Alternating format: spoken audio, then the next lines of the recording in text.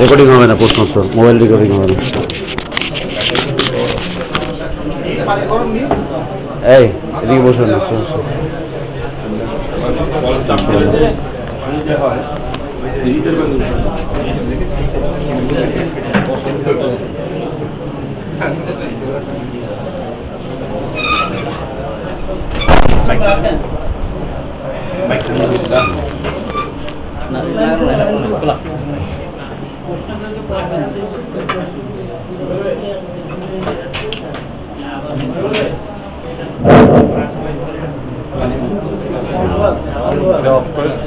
আসসালামু আলাইকুম ওয়া রাহমাতুল্লাহি ওয়া বারাকাতুহু।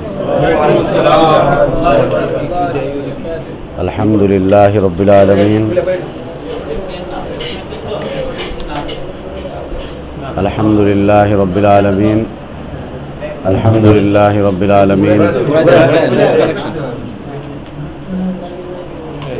বিসমিল্লাহ, ছেড়ে বিসমিল্লাহ, বিসমিল্লাহ, বিসমিল্লাহ। আলহামদুলিল্লাহি রাব্বিল আলামিন, والصلاة والسلام على رسول الأمين نبينا محمد وعلى آله وأصحابه أجمعين. أعوذ بالله من الشيطان الرجيم. بسم الله الرحمن الرحيم. ما كان محمد أبا أحد من رجالكم ولكن رسول الله وخاتم النبيين وكان الله بكل شيء عليما.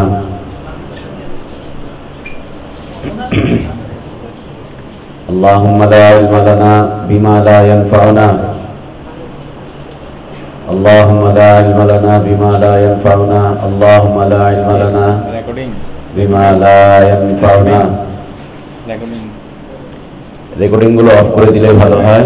প্রশ্ন উত্তর করবো শুধু, লেকচার না। রেকর্ডিং গুলো অফ করে দিলে ভালো হয়। শুধুমাত্র আমাদের কাছে একটার মধ্যে আমরা রেকর্ডিং রাখছি, আমাদের এটা ডকুমেন্ট হিসাবে।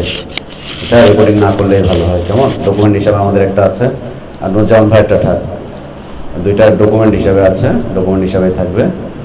আপনার রেকর্ডিং না করলে ভালো হয়, যেহেতু প্রশ্ন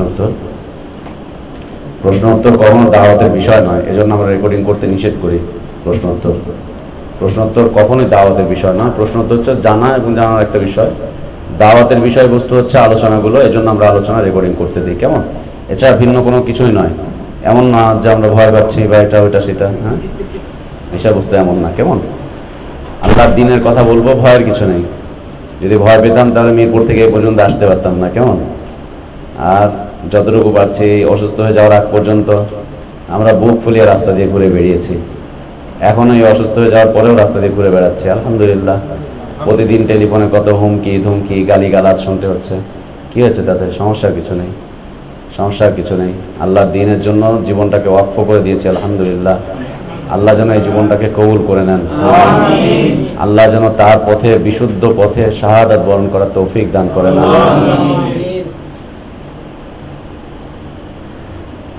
মুসলিম যখন আল্লাহর জন্য নিজেকে নিবেদিত করবে, আল্লাহ তাআলা তখন তাকে নির্ভয় করে দিবেন।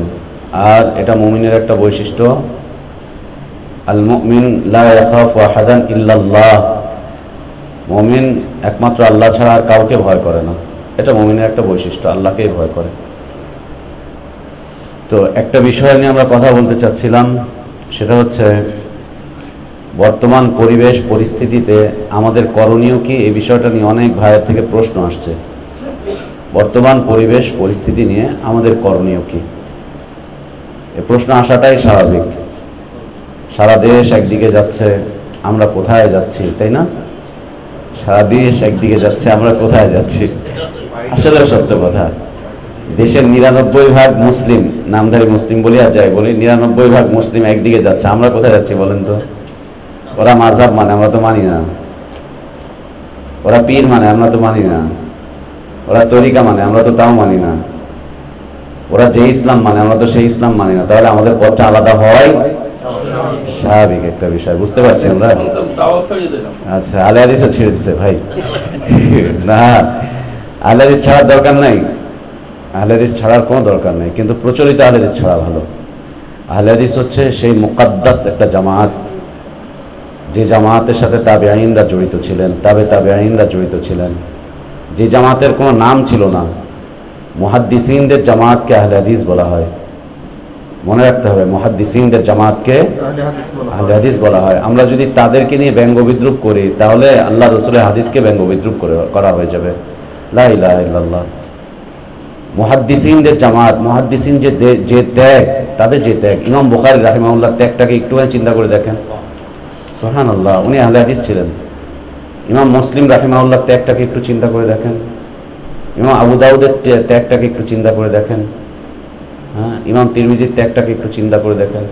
সুবহানাল্লাহ, আমি যখন সর্বপ্রথম হেদায়েত পাওয়ার পরে শামাইলে তিরমিজি পড়লাম, রাসূলুল্লাহ সাল্লাল্লাহু আলাইহি ওয়াসাল্লামের চরিত্র, রাসূলুল্লাহ সাল্লাল্লাহু আলাইহি ওয়াসাল্লামের ব্যবহার্য বিষয়বস্তু, রাসূলুল্লাহ সাল্লাল্লাহু আলাইহি ওয়াসাল্লামের জীবনের আনুষঙ্গিক কিছু কিছু বিষয়, এটা কেমন ছিল, ওটা কেমন ছিল।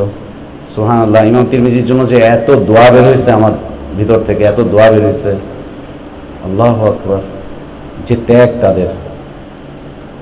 ইমাম আবু দাউদের, ইমাম আহমদ ইবনে হাম্বল রাহিমাহুল্লাহ, ইমাম মালিক রাহিমাহুল্লাহ যে ত্যাগ হাদিসের ক্ষেত্রে, সুবহানাল্লাহ, তারা ছিলেন আহলে হাদিস, কিন্তু তারা কোনোদিন নাম নেননি যে তারা আহলে হাদিস ছিলেন। এই নামটা তারা কোনোদিন নেননি।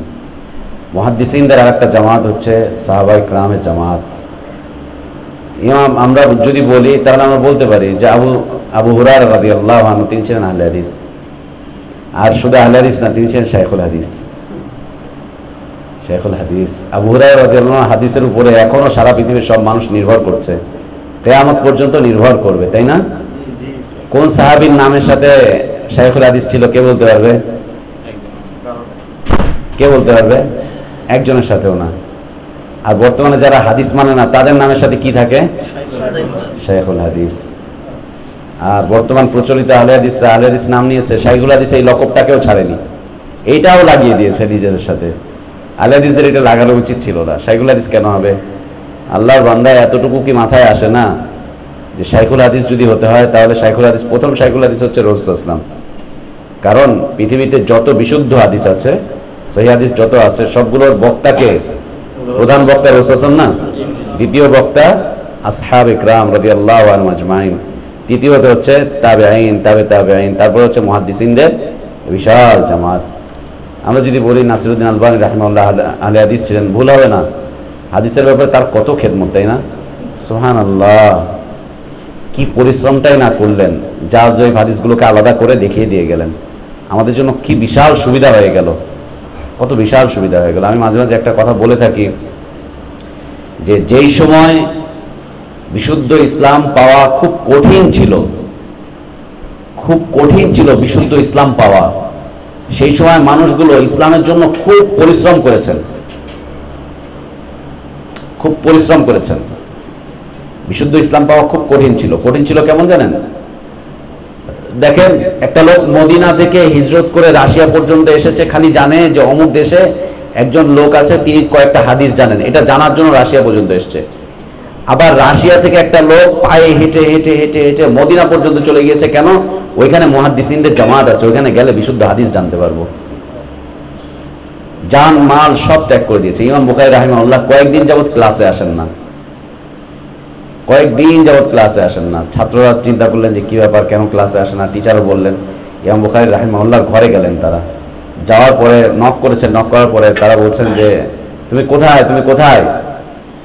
তো ওনার মুখ থেকে তেমন কোনো আওয়াজ আসতেছে না, ভিতর থেকে আওয়াজ বের হচ্ছে না, তার ভিতর থেকে কোনো আওয়াজ বের হচ্ছে না। তো হালকা মৃদু স্বরে তিনি বলছেন যে আমি এখানে আছি, কিন্তু আমার গায়ে কোনো কাপড় চোপড় নেই। অভাবের কারণে সব কাপড় বিক্রি করে দিয়েছেন, কাপড় চোপড় নেই, এই জন্য ক্লাসে যেতে পারছেন না। ছোট্ট একটা কাপড় এই হাঁটু থেকে নিয়ে পর্যন্ত পেঁচিয়ে আছেন, আর 4-5 দিন যাবৎ খাওয়া নেই পেটে, এই জন্য আওয়াজ বন্ধ হয়ে গেছে, তার খাওয়া নেই পেটে। দেখেছেন কি পরিশ্রম করছে 2-4টা হাদিসের জন্য, কি পরিশ্রম করছে। আর আজকে নেটে টিপ দেন, কম্পিউটারে টিপ দেন, অথবা কিতাব খুঁজেন, জাল হাদিসের কিতাব আলাদা, সহিহ হাদিসের কিতাব আলাদা, বিশুদ্ধ সব আপনার সামনে তুলে দেওয়া হচ্ছে, নেন নেন নেন নেন। এরপর আমরা কি করি না? নেই না। এই যুগে যদি হাদিস খুঁজে আনার দরকার হতো, সহিহ হাদিস কেউ মানত না। সত্য না? অবস্থার প্রেক্ষাপটে তাই বোঝা যাচ্ছে না?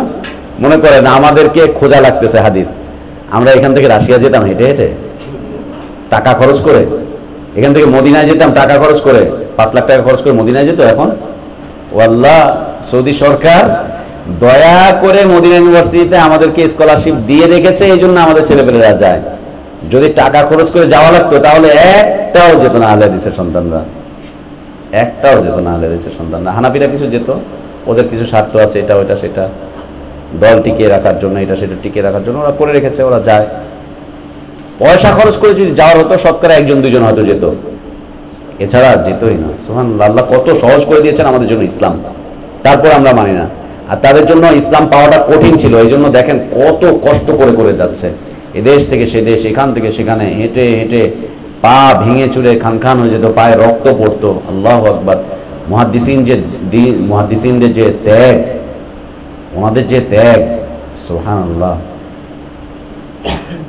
এটা হচ্ছে মুকাদ্দাস একটা জামাত আহলে হাদিসদের। কিন্তু তারা নিজেরাই নামবিহীন ছিলেন, মানুষ তাদেরকে বলতো ওই যে ওই লোকটাকে চিনো, ওই লোকটা কিন্তু আহলে হাদিস। কেন? উনি হাদিস বহন করে চলেন, ওনার বুকের মধ্যে সিনার মধ্যে হাদিস নিয়ে চলেন। মানুষ বলতো আহলে হাদিস মানে, এটা আরবি একটা শব্দ, তার মানে উনি হচ্ছে হাদিস পরিবারের লোক।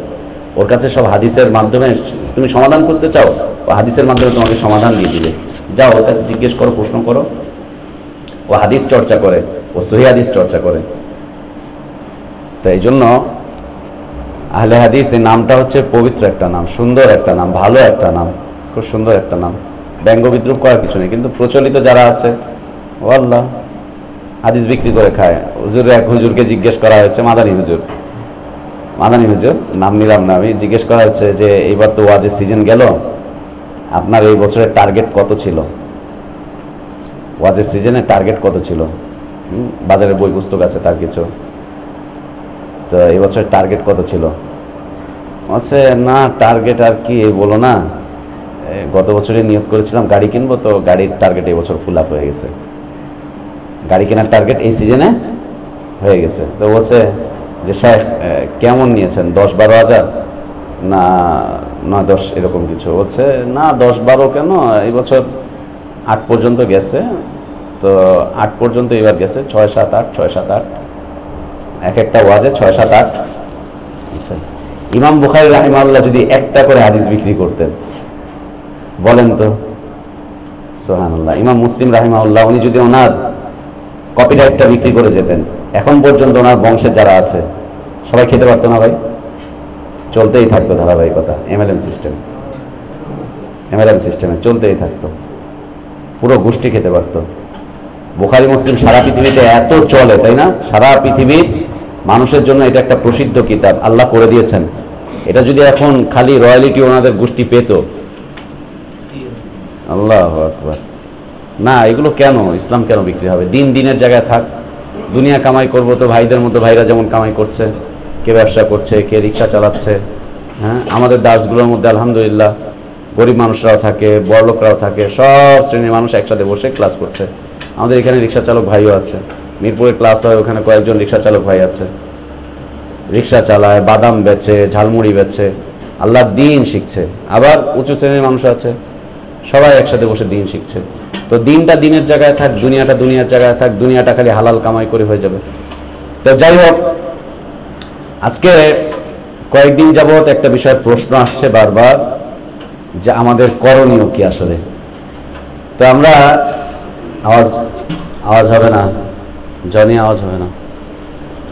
তো আসলে বিষয়বস্তু হচ্ছে, আমরা তো এই সমাজ থেকে নিজেদেরকে আলাদা করেই নিয়েছি, তাহলে আমাদের কর্মসূচিটা আলাদাই হওয়া উচিত, তাই না?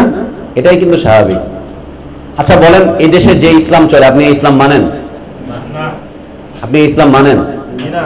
এদেশের সার্বিকভাবে আলেম ওলামারা যে ইসলাম দেয়, আপনি ওই ইসলাম শোনেন? পছন্দ করেন? তাদের মতো করে আমল করেন?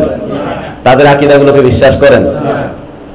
তাদের আকীদায় বিশ্বাস করেন না, তাদের আমলে বিশ্বাস করেন না, তাদের আমলগুলো আপনি করেন না, তাদেরকে ভালোবাসেন না, কিছুই করেন না। তো তাদের কর্মসূচির সাথে আপনার এত ব্যথিত হওয়ার কি আছে? কি ভাই,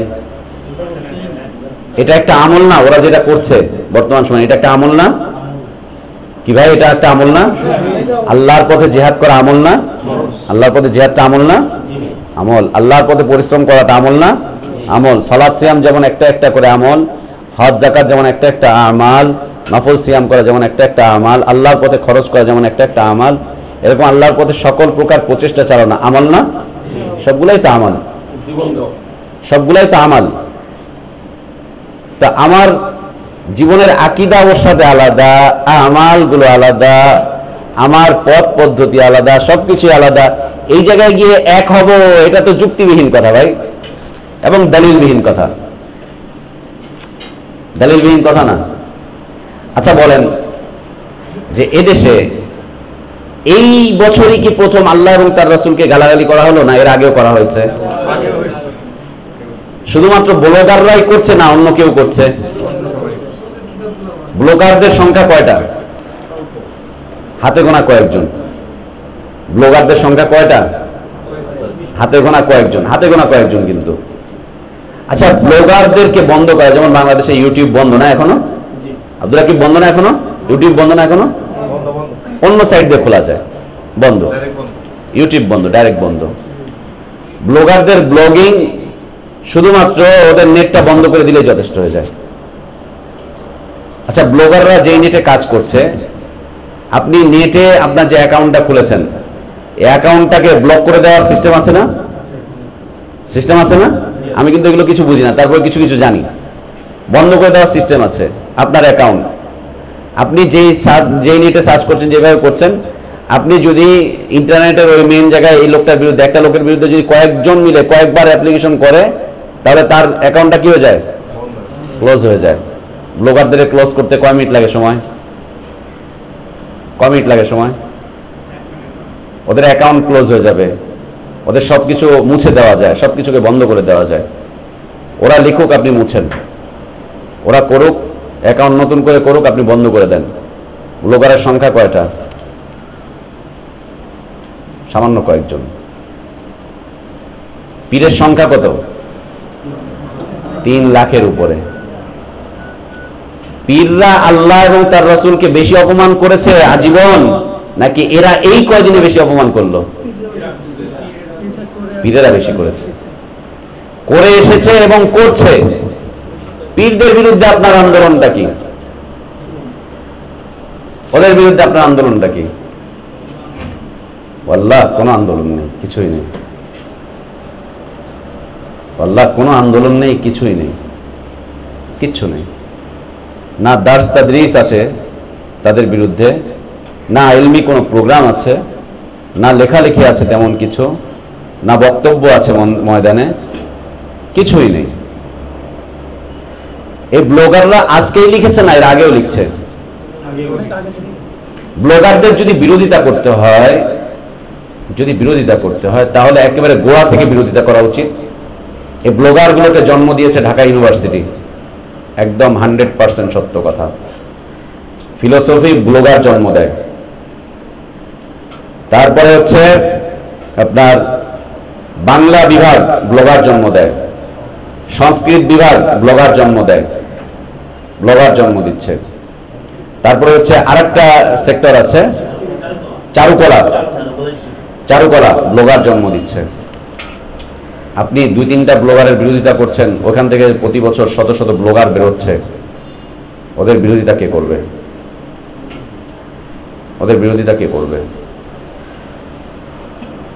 আল্লাহু আকবার। গাছের গোড়া কাটবেন না, খালি আগা একটুখানি ছেটে দিবেন, একটুখানি মেডিসিন মারবেন, আর নিচে থেকে উলি পোকা কাটতেই থাকবে, এটা ওটা সেটা কাটতেই থাকবে। কি হবে?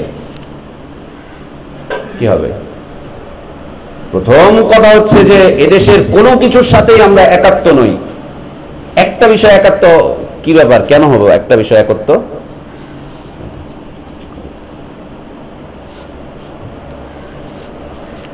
তা আবার একটা বিষয়, আর কিছু না। আসেন, বুঝতে পারছেন আমার কথা? বুঝেছেন, কিন্তু না বুঝে এরপরে রাস্তায় গিয়ে অন্য মানুষের সাথে আজে বাজে কথাবার্তা বলবেন, আল্লাহ কিন্তু আছেন, আল্লাহ সাক্ষী। আর আমাদের কাছে রেকর্ডিং আছে ডকুমেন্ট হিসাবে। আমরা কাউকে শত্রু মনে করছি না, তবে কেউ যদি শত্রু মনে করে, শত্রু ভেবে ফেলে, সেটা তার ব্যাপার। আমরা কাউকে শত্রু মনে করছি না। দ্বিতীয় বিষয়, আল্লাহ এবং তার রাসূলকে ভালোবাসা ইবাদত নাকি ইবাদত নয়? ইবাদত। ইবাদত। ছোটখাটো ইবাদত?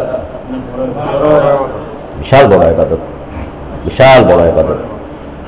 যে রাসূলকে ভালোবাসে সে আল্লাহকে ভালোবাসে, যে রাসূল সাল্লাল্লাহু আলাইহি ওয়াসাল্লামের ইত্তেবা করে সে আল্লাহর ইত্তেবা করে। আর রাসূল সাল্লাল্লাহু আলাইহি ওয়াসাল্লামকে ভালোবাসার প্রধান পরিচয় হচ্ছে রাসূল সাল্লাল্লাহু আলাইহি ওয়াসাল্লামের ইত্তেবা করা। মান আহাব্বা সুন্নতি ফাকাদ আহাব্বানি ওয়া মান আহাব্বানি কানা মাই ফিল জান্নাহ। যে আমার সুন্নাতকে ভালোবাসে সে আমাকে ভালোবাসে, আর যে আমাকে ভালোবাসে সে আমার সাথে জান্নাতে থাকবে। আল্লাহ তুমি আমাদেরকে তার অন্তর্ভুক্ত করে নাও, আমিন। আল্লাহ তুমি আমাদেরকে তার অন্তর্ভুক্ত করে নাও। আল্লাহ তুমি আমাদেরকে রাসূল সাল্লাল্লাহু আলাইহি ওয়াসাল্লামের সাথে জান্নাতে ওঠার তৌফিক দান করো, তার হাতে হাউজের পানি পান করার তৌফিক দান করো, আল্লাহুম্মা আমিন।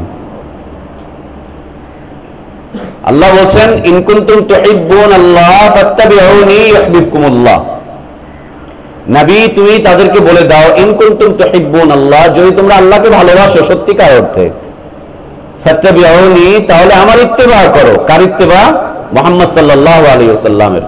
নবী বলে দাও, তোমরা যদি আল্লাহকে ভালোবাসো তাহলে আমার ইত্তেবা করো, আমার ইত্তেবা করো। তাহলে কি হবে? ইউহিব্বুকুমুল্লাহ, তাহলে আল্লাহ তোমাদেরকে ভালোবাসবেন। দেখেন, রাসূল সাল্লাল্লাহু আলাইহি ওয়াসাল্লামের ইত্তেবাটা আল্লাহকে ভালোবাসার সাথে জড়িত, আল্লাহকে ভালোবাসার সাথে জড়িত রাসূল সাল্লাল্লাহু আলাইহি ওয়াসাল্লামের ইত্তেবা করা। যে ব্যক্তি রাসূল সাল্লাল্লাহু আলাইহি ওয়াসাল্লামের ইত্তেবা করে না সে আল্লাহকে ভালোবাসে না। যে ব্যক্তি রাসূল সাল্লাল্লাহু আলাইহি ওয়াসাল্লামের সহিহ সুন্নাহর ইত্তেবা করে না সে আল্লাহকে ভালোবাসে না। এটা কিন্তু সত্য কথা। আর যে ব্যক্তি রাসূল সাল্লাল্লাহু আলাইহি ওয়াসাল্লামের সুন্নাহর ইত্তেবা করে না সে রাসূল সাল্লাল্লাহু আলাইহি ওয়াসাল্লামকেও ভালোবাসে না। এটা একদম সত্য কথা। মুখে মুখে ভালোবাসার কত দাবি করছে বিশ্ব আশিকে রাসূল সম্মেলন, ভালোবাসা না? ওরা তো ভালোবাসার নামে ডাক দিয়েছে, তাহলে চলে যেতে হবে আমাদেরকে দেওয়ানবাগে, কোনো উপায় নেই, কোনো উপায় নেই। কয়েকদিন আগে ঈদে মিলাদুন নবী হলো, সারা পৃথিবীতে রাসূলকে ভালোবাসার জন্য কত মিলাদ মাহফিল, মিষ্টি, কত কিছু খেলো। তাহলে আমাদের তো ওখানে চলে যাওয়া উচিত ছিল। কেন? আমরা তো রাসূলকে ভালোবাসি, তো ওদের সাথে ভালোবাসলে সমস্যা কি? আজকে যদি এদের সাথে কর্মসূচি পালন করতে পারি তো ওদের সাথে ভালোবাসলে একসাথে সমস্যা কি? কি ভাই, সমস্যাটা কোথায়? রাসূল সাল্লাল্লাহু আলাইহি ওয়াসাল্লামকে মুহাব্বত করা এটা একটা ইবাদত, আল্লাহকে মুহাব্বত করা এটা একটা ইবাদত। আল্লাহকে মুহাব্বত করে পীরের নামে সিন্নি পাকাচ্ছে, আল্লাহকে মুহাব্বত করে পীরের দরগায় গিয়ে সব কিছু করে ফেলছে। আপনি করবেন না তার সাথে? মুহাব্বতকারী জামাত তো এরা। দ্বিতীয় 3 নম্বর বিষয় হচ্ছে যে আচ্ছা ইবাদত আমি আপনি করব, ইবাদতের পদ্ধতি কে দিবেন? ইবাদতের পদ্ধতি নিতে হবে না? সালাতের ওয়াক্ত হয়েছে, যেভাবে ইচ্ছা সেভাবে সালাত পড়বেন না? কেন? সহিহ সুন্নাহ অনুযায়ী কেন সালাত পড়ছেন? কেন পড়ছেন? পদ্ধতি দরকার, পদ্ধতি দরকার। আপনি ভাত খাবেন এই জন্য চাল কিনে এনেছেন, চাল কিনে এনে ওই ধুয়ে টুয়ে নির্ধারিত পদ্ধতিতে যেভাবে ভাত রান্না করে ওইভাবে রান্না না করে ওটাকে একবার তাওয়ার মধ্যে বসাচ্ছেন, ভাত রান্না হয়ে যাবে। ওটাকে কলের মধ্যে দিয়ে রেখেছেন, ভাত রান্না হয়ে যাবে। ওটাকে এখানটায় বসিয়ে রেখেছেন, ভাত রান্না হয়ে যাবে। নির্ধারিত পদ্ধতি দরকার। রাসূল সাল্লাল্লাহু আলাইহি ওয়াসাল্লামকে ভালোবাসবো, ইবাদত, এটা পদ্ধতিটা দিবেন কে?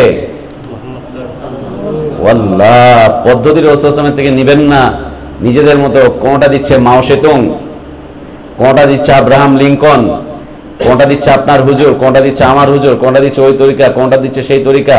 বাস যেই তরিকা ইচ্ছা সেই তরিকার পদ্ধতি নিয়ে রাসূল সাল্লাল্লাহু আলাইহি ওয়াসাল্লামকে ভালোবাসবেন, আল্লাহকে ভালোবাসবেন। ওটা কি ইবাদত হবে? আপনাদের স্বীকৃতি দরকার। ইবাদত হবে ওটা? ইবাদত তো হবে না, ইবাদত তো হবে না।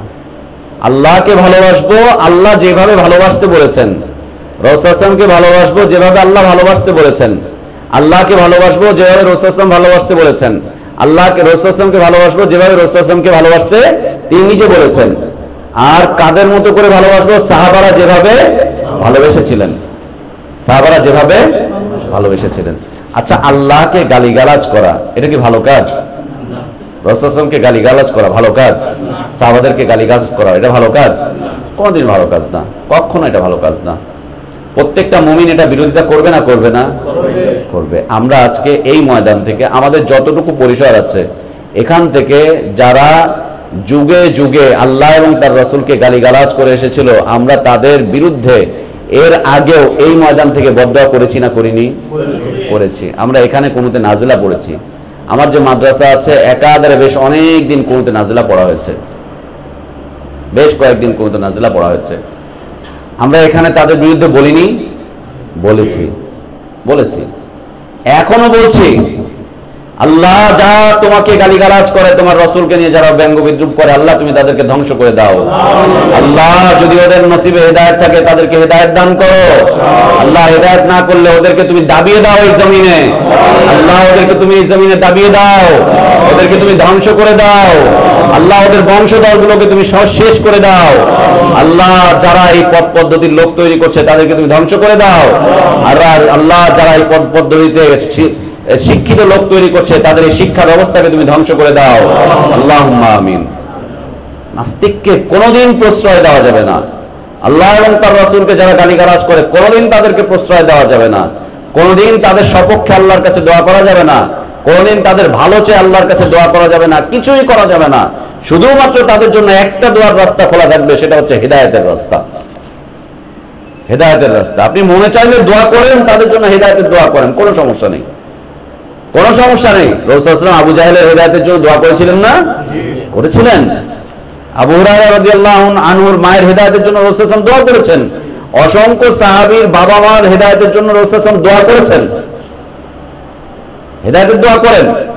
আবার রাসূল সাল্লাল্লাহু আলাইহি ওয়াসাল্লাম একটা শ্রেণীর মানুষের ধ্বংস হয়ে যাওয়ার জন্য বদদোয়া করেছেন, বদদোয়া করেন, বদদোয়া করেন। তবে মনে রাখতে হবে, যেটাকে আপনি ইবাদত মনে করছেন, আল্লাহর পথে 1 টাকা খরচ করা ইবাদত নয়, লাখ টাকা খরচ করা ইবাদত নয়, 1 পয়সা খরচ করা ইবাদত নয়, এক ফোঁটা ঘাম ঝরানো ইবাদত নয়। ইবাদত এই যে আজকে এখানে আমরা সবাই বসে আছি, ইবাদত নয়? ইবাদত। পথ পদ্ধতি আসবে কোত্থেকে? বলেন, লং মার্চের পথ পদ্ধতি কে দিয়েছে?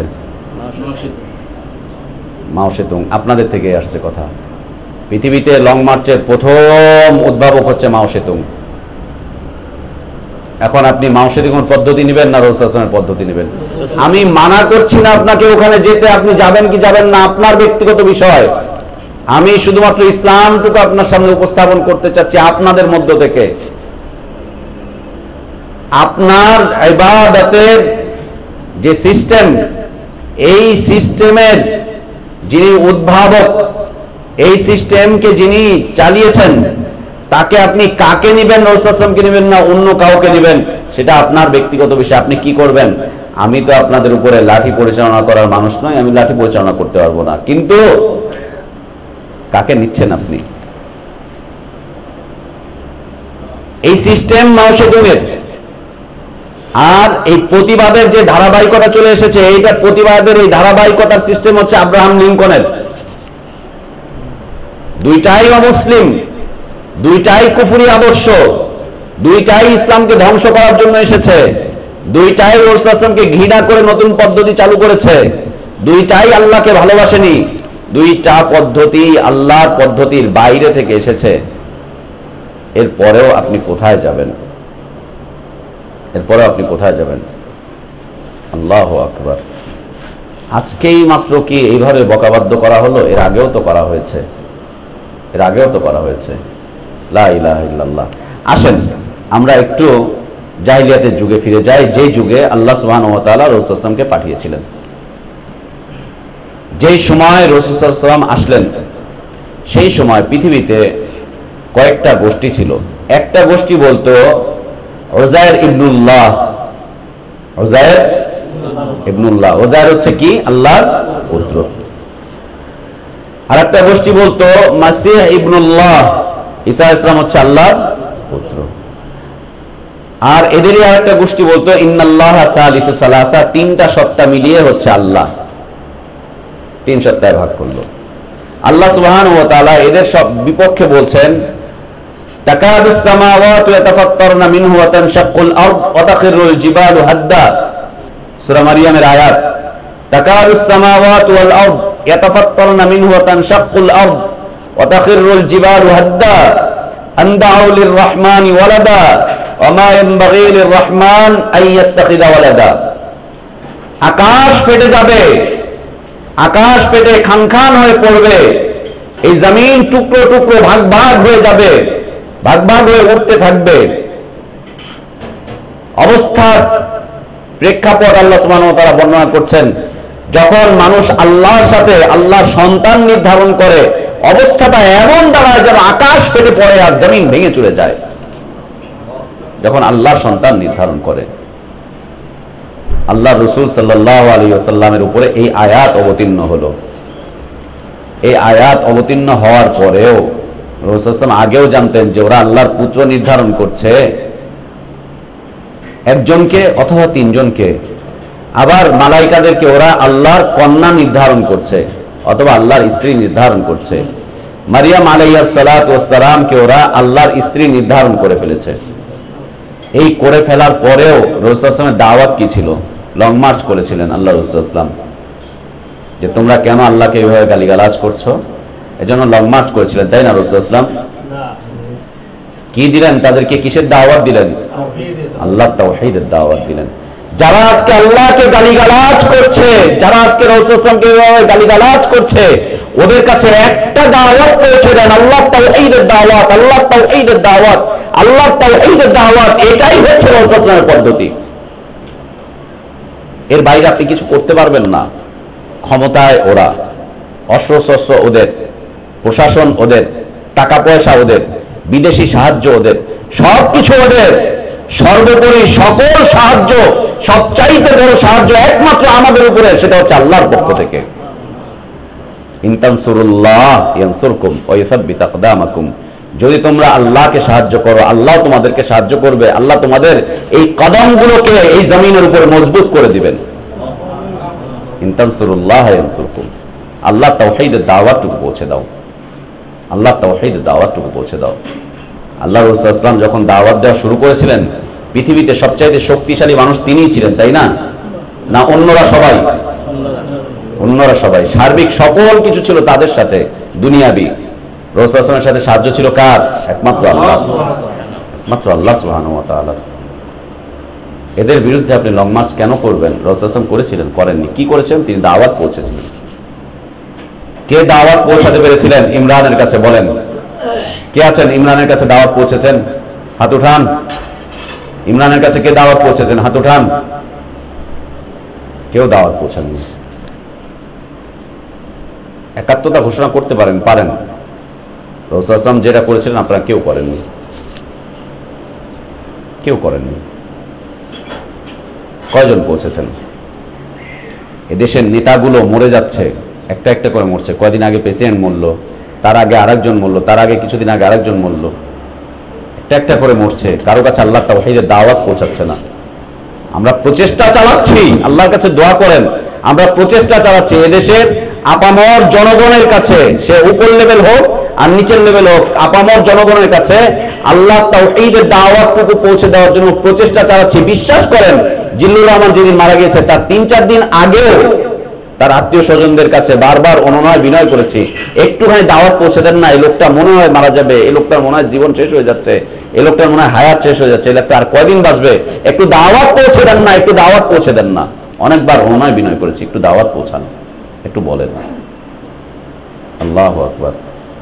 এটা একটা সুসংবাদ আমাদের জন্য। জিল্লুর রহমান কি নিয়ে মারা গিয়েছে আমরা তা জানি না, কিন্তু জিল্লুর রহমানের পরিবারে প্রায় 15 জনের উপরে তাদের গোষ্ঠী, তাদের আত্মীয় স্বজন, চাচাতো ভাই, আর এই গোষ্ঠীর ভিতরে 15 জনের উপরে আল্লাহ সুবহানাহু ওয়া তাআলা বিশুদ্ধ হেদায়েত দিয়েছেন। তারা ইসলাম চর্চা করছে, এখন বিশুদ্ধ ইসলাম চর্চা করছে, কিন্তু সময় হয়নি তার, সময় হয়নি তার। আল্লাহু আকবার। আমরা প্রচেষ্টা চালাচ্ছি আপামর জনগণের কাছে, দেশের সার্বিক সকল মানুষের কাছে, সে উপরের হোক আর নিচের হোক, নিচের হোক, পৌঁছে দেওয়ার জন্য। আমাদের কাছে একজন ভাই আসলেন যিনি আমেরিকায় থাকেন, উনি দাওয়াত পেয়েছেন, ওখানে দাওয়াতি কাজ করেন, আমরা প্রোগ্রাম করি ওখানে, সপ্তাহে 3 দিন 3টা প্রোগ্রাম করি। উনি দেশে আসলেন, আসার পরে দেখলেন যে ওনার একজন বাল্য বন্ধু বর্তমান সময়ে হাইকোর্টের একজন বিচারক, সে হাইকোর্টের বিচারপতি হিসেবে নিয়োগ পেয়েছে, একেবারে জ্যেষ্ঠ একটা লোক, সবচাইতে কম বয়সী যিনি। তার কাছে বারবার অনুরোধ করলাম, ভাই এই লোকটা বিচারপতি হিসাবে নিয়োগ পেয়েছে, ওকে আল্লাহ দ্বীনের পথে একটু দাওয়াত দিয়ে যান, আল্লাহ তাওহীদের পথে একটু দাওয়াত দিয়ে যান। বলছে কিভাবে দিব? তার বাসায় গেলে কত চেক, এই চেক ওই চেক সেই চেক, চেক করতে করতে অবস্থা খারাপ করে ফেলে। ও বলে দিয়েছে আমার বাসায় যখন আসবি কিছু আনবি না, এই না সে না এই সেই। এরপরেও সাহস করে কিছু কিতাব তার কাছে দিলাম আর বললাম যে ওকে গিয়ে লম্বা কথাবার্তা বলেন আর এই কথা কিতাবগুলো দিয়ে আসেন, আর আলোচনাও কিছু দিয়েছি যে ওর কাছে গিয়ে আলোচনা দিয়ে আসেন, যদি আল্লাহ ওকে হেদায়েত দিয়ে দেয়। নিয়ে চলে গিয়ে ওইখানে গিয়ে তার কাছে পৌঁছে দিয়ে আসলো। উনি ওগুলো দেখে তো চক্ষু চড়ক গাছ, আর এইগুলো নিয়ে এসেছিস আমার বাসায় কত চেক হয় সেই, সব চেক পোস্ট পার করে তো এই পর্যন্ত আনলাম, আর কোনো সমস্যা নেই, তুই তারপরে পর একটু দেখ। চেষ্টা করছি আমরা দাওয়াত পৌঁছে দিতে, দোয়া করেন আল্লাহর কাছে, আপনারাও প্রচেষ্টা চালান, এই পথে সহযাত্রী হন, এ পথে সহযাত্রী হন, প্রচেষ্টা চালাতে থাকেন। যার যেখানে আছে, যার যেখানে আছে, আত্মীয় স্বজনদের ভিতরে, পরিবারের ভিতরে কাউকে দাওয়াতের বাইরে রাখবেন না। আর কদিন দাওয়াত দিবেন? একদিন দুই দিন, তারপরে কি করবেন? হত্যার হুমকি দিয়ে দিবেন, তাই না? বোমা মারার হুমকি দিয়ে দিবেন, তাই না? ওটা নবী রাসূলদের পথ না। নবী রাসূলরা আমরণ চেষ্টা করে গিয়েছেন, মৃত্যুর আগ পর্যন্ত চেষ্টা করে গিয়েছেন, মৃত্যুর আগ পর্যন্ত চেষ্টা করতে থাকেন আত্মীয় স্বজনদের ভিতরে, বলতে থাকেন আত্মীয় স্বজনদের কাছে, পরিবারের কাছে বলতে থাকেন, বলতে বলতে বলতে বলতে হয় এই যুগের মানুষরা গ্রহণ করবে, নাহলে পরের যুগের মানুষরা গ্রহণ করবে। আজকে যারা শিশু, কালকে তারা হয়তো আপনার সহযাত্রী হবে আল্লাহ তাওহীদের পথে, ইনশাআল্লাহ, ইনশাআল্লাহ। কিন্তু বলতে থাকেন, অনবরত বলতে থাকেন, দাওয়াত দিতে থাকেন। আল্লাহ রাসূল সাল্লাল্লাহু আলাইহি ওয়াসাল্লামের সময় এভাবে গালিগালাজ করা হলো। রাসূল সাল্লাল্লাহু আলাইহি ওয়াসাল্লামের সময় নাস্তিক ছিল না? ছিল না? ছিল না? ছিল। আল্লাহকে গালিগালাজ করার মতো মানুষ ছিল না? ছিল না? স্বয়ং রাসূল সাল্লাল্লাহু আলাইহি ওয়াসাল্লামকে গালিগালাজ করার মতো মানুষ ছিল না? ছিল না? ছিল তো। রাসূল সাল্লাল্লাহু আলাইহি ওয়াসাল্লামকে সরাসরি গালিগালাজ করেনি, বকাবদ্ধ করেনি? রাসূল সাল্লাল্লাহু আলাইহি ওয়াসাল্লাম সব মুসলমানদেরকে নিয়ে একসাথে ওদের বিরুদ্ধে লং মার্চ করলেন, করেননি? তাহলে অবরোধ করেছেন, তাও করেননি। তাহলে হরতাল করেছেন, তাও করেননি। তাহলে উট, ওই সময় ছিল যানবাহন, উটের পিঠে আগুন লাগিয়ে দিয়েছেন, উট গাধা গরু যা ছিল সবগুলোকে জ্বালিয়ে দিয়েছেন, তাও করেন নাই। তাহলে আপনি কি করবেন? আল্লাহ, আল্লাহর বান্দা বুঝতে হবে, ব্রেন খুলতে হবে, ব্রেন খুলতে হবে। আল্লাহর দ্বীন এটা, আমি আপনাকে নিষেধ করছি না, আমি আপনাকে নিষেধ করছি না, আপনি কোথায় যাবেন সেটা আপনার ব্যাপার, আমি নিষেধ করছি না, আমি বলছি না। কিন্তু ব্রেনটুকু খুলেন যে কোথায়, কার পদ্ধতিতে আপনি ইবাদত করতে চাচ্ছেন। আপনি প্রতিবাদ করেন, কোনো আপত্তি নেই, কিন্তু কার পদ্ধতিতে করছেন? আমরা করব কার পদ্ধতিতে? এদেশের আপামর মানুষের দ্বীনি বিষয় যদি আমার বিষয়বস্তু না হয়ে থাকে, ওদের ইবাদতের পথ পদ্ধতি যদি আমার না হয়ে থাকে, ওদের ওয়াজ নসিহত যদি আমার ওয়াজ নসিহত না হয়ে থাকে, ওদের কোনো কিছু যদি আমার পছন্দ না হয়ে থাকে, তাহলে ওদের এই একটাকে এত পছন্দ করলেন কেন? প্রত্যেক বছর তো আশিক রসুলের সম্মেলন হচ্ছে, রসুলকে ভালোবাসার এটা হচ্ছে সেটা হচ্ছে, কত কিছু হচ্ছে, ওখানে চলে গেলেই বা সমস্যা কি? আসলে বিষয়টা হচ্ছে কি, আবেগ আমাদেরকে প্রবণতা বাড়িয়ে দিয়েছে, আবেগ, আর কিছু না। ইসলাম আবেগের বিষয় নয়, ইসলাম হচ্ছে বিবেকের বিষয়, ইসলাম হচ্ছে বিবেকের বিষয়। আর বিবেক ততক্ষণ পর্যন্ত, বিবেকেরও কোনো কাজ থাকবে না যতক্ষণ পর্যন্ত বিবেকটা ইলম দ্বারা পরিচালিত না হবে। বিবেকটা কি দ্বারা পরিচালিত না হবে? ইলম দ্বারা পরিচালিত না হবে। আপনার বিবেক অনেক আছে কিন্তু ইলম নেই। আমরা এর আগে ইলমের আলোচনা করেছিলাম না আকীদা শরীয়তে? আপনাদের মনে হয় পরিষ্কার হয়েছিল ইলমের মাধ্যমে। ইলম দ্বারা যতক্ষণ পর্যন্ত পরিচালিত না হবে, এই ইলমটা আবার কাদের? যা ইচ্ছা তাদের নাকি? ওয়াহী, ওয়াহী, ওয়াহী, ওয়াহীর মাধ্যমে যতক্ষণ পর্যন্ত বিবেকটা পরিচালিত না হবে, ততক্ষণ পর্যন্ত বিবেকের স্থান ইসলামে নাই। প্রত্যেকটা মানুষের বিবেক আছে তো, এরা কি বিবেক ছাড়ালো? এই যারা অপকর্মগুলো করছে এরা বিবেক ছাড়া? বিবেক আছে না? বিবেক তো আছে, কিন্তু ইলমবিহীন বিবেক, জ্ঞানবিহীন বিবেক, জ্ঞান দিয়ে এই বিবেক পরিচালিত হচ্ছে না। অতএব এই বিবেকও ইসলামে গ্রহণযোগ্য নয়, কখনো গ্রহণযোগ্য নয়। ভাইয়া, বিষয়বস্তু হচ্ছে যে রাসূল সাল্লাল্লাহু আলাইহি ওয়াসাল্লাম এটাও করলেন না, ওটাও করলেন না, তাহলে কি করলেন? দাওয়াত পৌঁছে দিলেন, দাওয়াতটুকু পৌঁছে দিলেন। আর মক্কায় আল্লাহকে ভালোবাসতো না এমনও কিছু মানুষ যেমন ছিল, আল্লাহকে ভালোবাসতো এমন মানুষও ছিল না? এমন মানুষও ছিল, মুসলিম ছাড়া, মুসলিমের বাইরেও আল্লাহকে ভালোবাসতো এমন মানুষও ছিল। ফিতরাতের উপরে যারা ছিলেন তারাও আল্লাহকে ভালোবাসতেন। এখন বিষয়বস্তু হচ্ছে যে আপনি রাসূলুল্লাহ সাল্লাল্লাহু আলাইহি ওয়াসাল্লামের জীবনীতে এমন একটা বিষয় দেখান যে ইমামতি করেছে মক্কার মুশরিকরা অথবা মদিনার ইহুদিরা অথবা মদিনার খ্রিস্টানরা অথবা জাহিলিয়াতের যুগের লোকেরা ইমামতি করেছে, আর রাসূলুল্লাহ সাল্লাল্লাহু আলাইহি ওয়াসাল্লাম তাদের পিছনে পিছনে চলেছেন, এমন একটা কর্মসূচি দেখান। একটা কর্মসূচি কে দেখাতে পারবেন? ইমামতি বলতে সালাতের বিষয় না, সালাতের বিষয় নয়, যে কোনো একটা বিষয়ে নেতৃত্ব দিয়েছে কাফের মুশরিকরা, আর রাসূলুল্লাহ সাল্লাল্লাহু আলাইহি ওয়াসাল্লাম তাদের নেতৃত্ব মেনে তাদের পিছনে পিছনে চলেছেন মুসলিমদেরকে নিয়ে। দেখাতে পারবেন? দেখাতে পারবেন? আচ্ছা, রাসূলুল্লাহ সাল্লাল্লাহু আলাইহি ওয়াসাল্লামকে দেখাতে পারলেন না, সাহাবীদেরকে দেখান। সাহাবীদের জামাতকে দেখান যে কোন বেদাতির পিছনে বেদাতিরা নেতৃত্ব দিয়েছে আর সাহাবীরা পিছন পিছন চলেছেন। দেখাতে পারবেন কেউ? কে দেখাতে পারবেন যে বেদাতির পিছনে পিছনে সাহাবীরা চলাফেরা করেছেন, বেদাতিরা ডাক দিয়েছেন আর সাহাবীরা চলাফেরা করেছেন? কে দেখাতে পারবেন? ও আল্লাহর বান্দা, এগুলো বুঝতে হবে, এগুলো বোঝার বিষয়। ব্লগাররা যেমন ইসলামের বিরুদ্ধে ব্লগিং করছে, এই ব্লগার নামটা তো আসলে নতুন, তাই না? ফেসবুকের একটা সাইট আছে ব্লগ সাইট, ওইখানে যারা লেখালেখি করে তারা হচ্ছে কি ব্লগার, এই তো বিষয় না?